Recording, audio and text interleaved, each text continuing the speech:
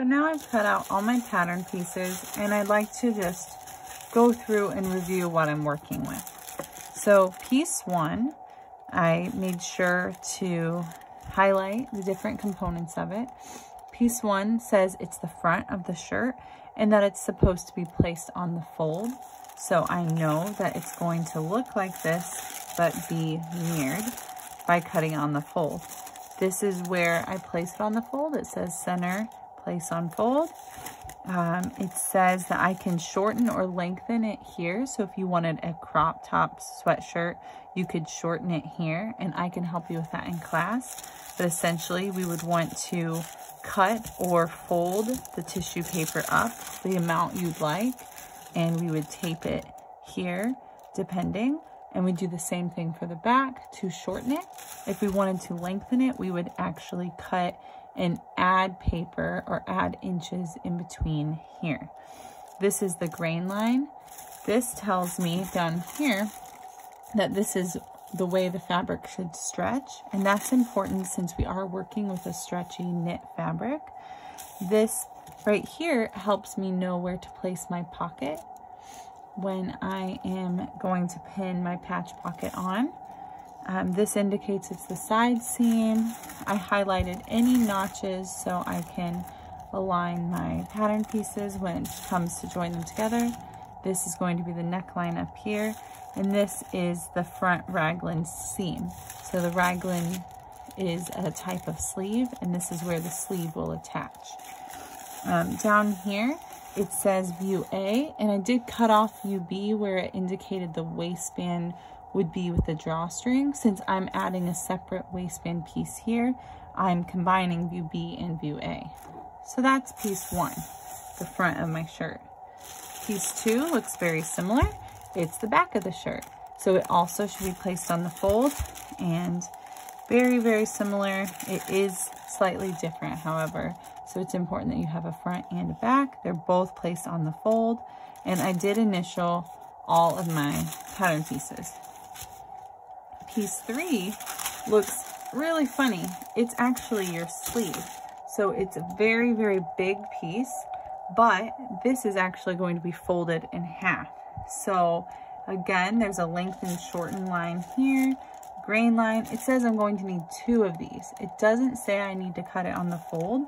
So I know that I'm going to cut 2 of these out. And since I know when cutting out fabric that almost always it's going to be 2 layers of fabric, I'm going to lay this out once, cut it, and since I'm cutting through 2 layers of fabric, I'll have 2 pieces.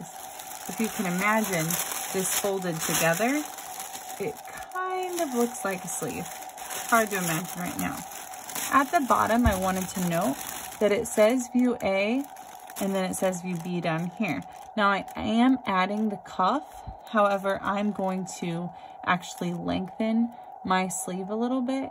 And this is just to help me remember I want to lengthen it a couple inches since I have long arms and I'd like my sleeves to be nice and long. So that is piece 3, the sleeve. So again, remember, you can customize this to work with what you'd like. Piece 4 is the piece that I don't need for this pattern, but I did save it and I'll put it back in my pattern envelope. Piece 5 is missing. I must have dropped it. That just shows you how easy it is to lose all your pattern pieces because it's this thin tissue paper. So we'll come back to piece 5. Piece 6 is the waistband, and so it looks really small, but I know that this is going to be placed on the fold because it says here place on fold, and it says I need 2 of them placed on fold. So I'm going to place 1 on the fold, cut it, move it, and place it on the fold again and cut it. So I'll actually have 2 pieces double this length. So that's piece 6. Piece 7 is my hood. So it looks like a hood. And I like how on piece 7, it helps you realize this is the top of the hood. It says top seam. This down here, this notch, is the center front. So I found piece 5, and this is our cuff piece. And by looking at this, I can see that I'm going to need 2 of these cut out.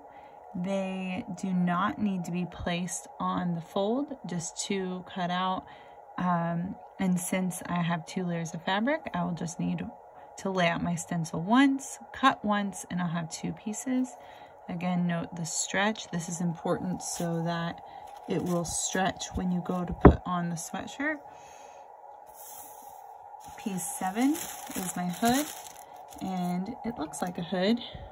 It's helpful, I think, in that it tells you this is the top, this is the center front down here, the neckline, the shoulder, and it has these notches where it's going to have you line them up, the stretch of the fabric.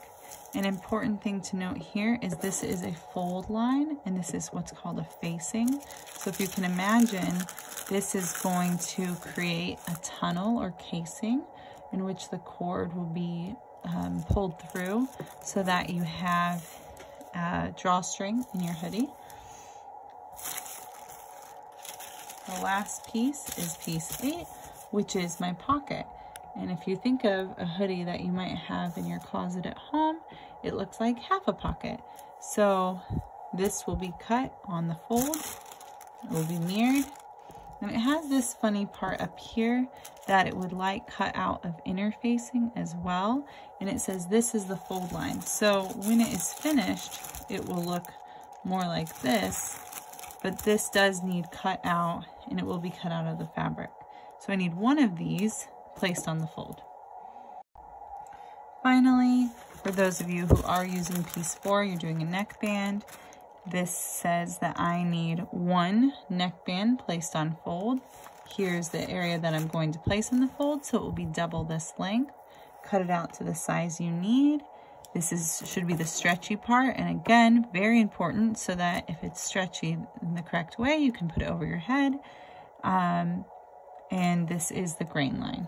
So I'm not using that piece, so I'm going to fold it nicely and put it back in my pattern envelope just in case.